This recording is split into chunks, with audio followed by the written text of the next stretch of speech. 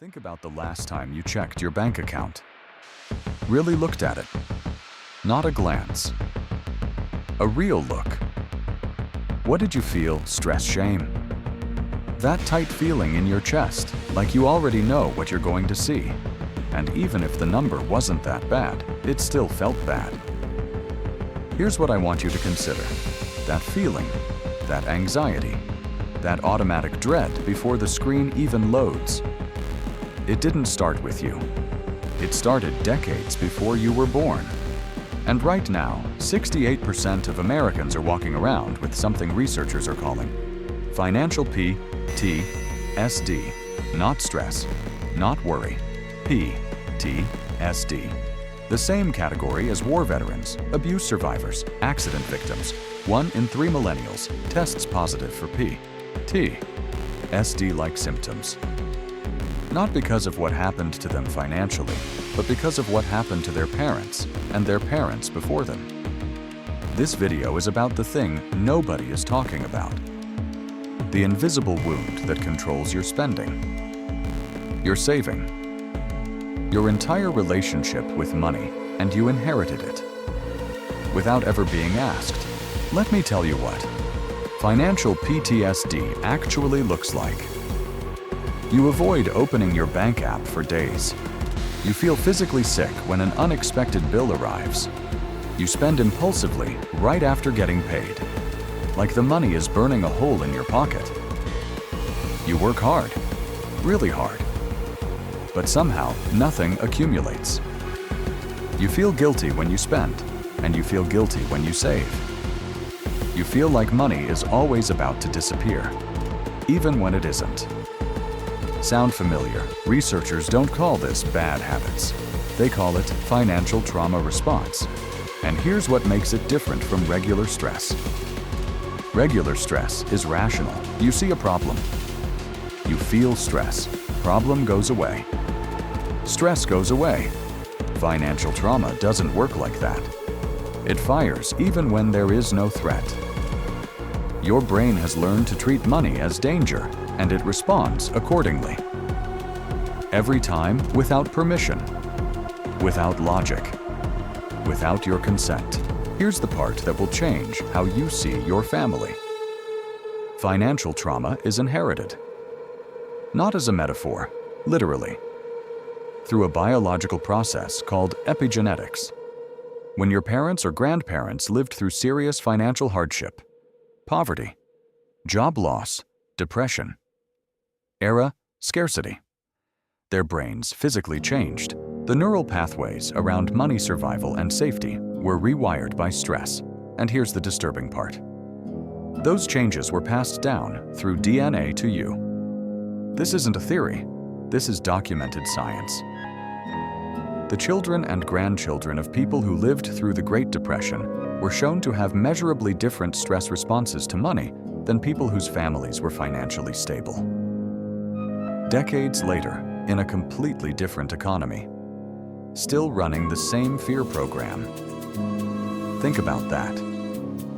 Your grandfather lost everything in 1932, and your hands still shake when you check your balance in 2026.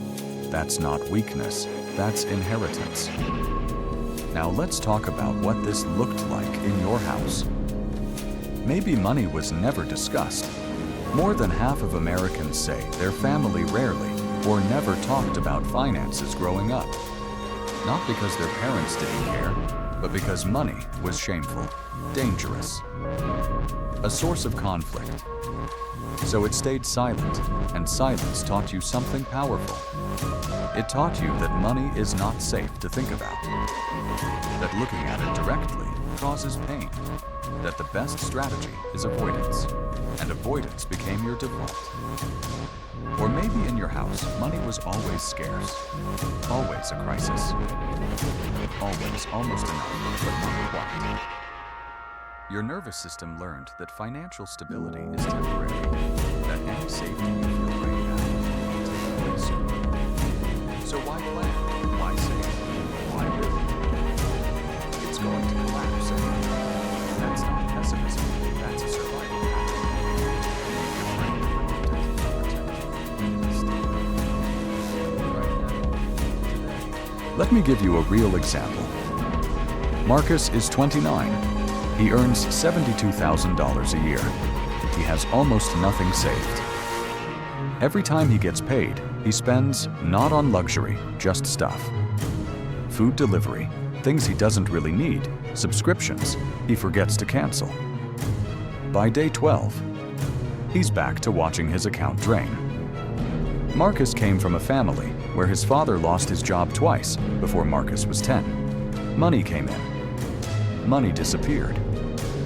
There was never a period of calm around finances. What Marcus learned as a child was this: money is unstable.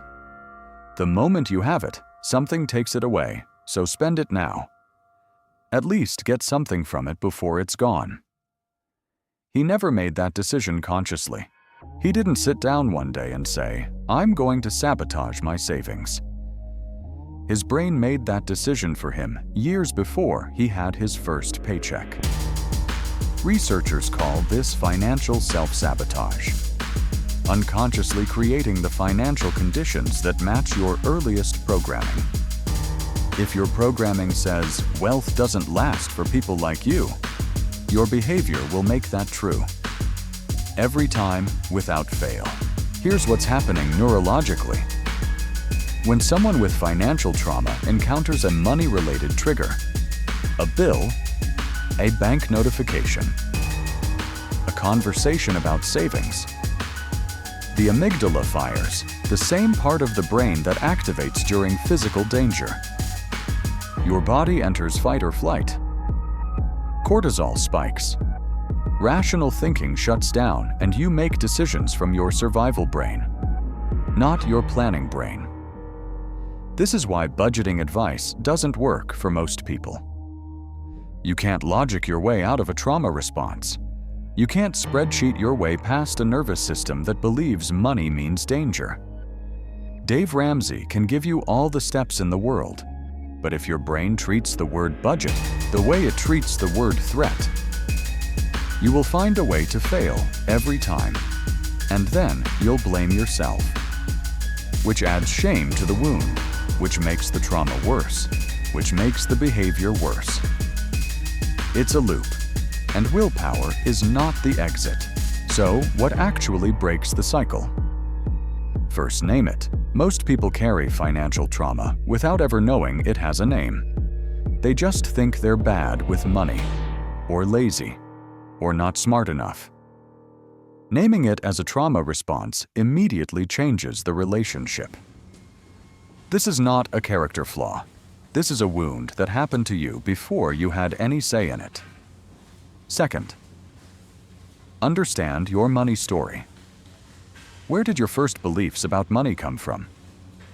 What did your parents believe about wealth? About people who had it? About whether people like you could build it?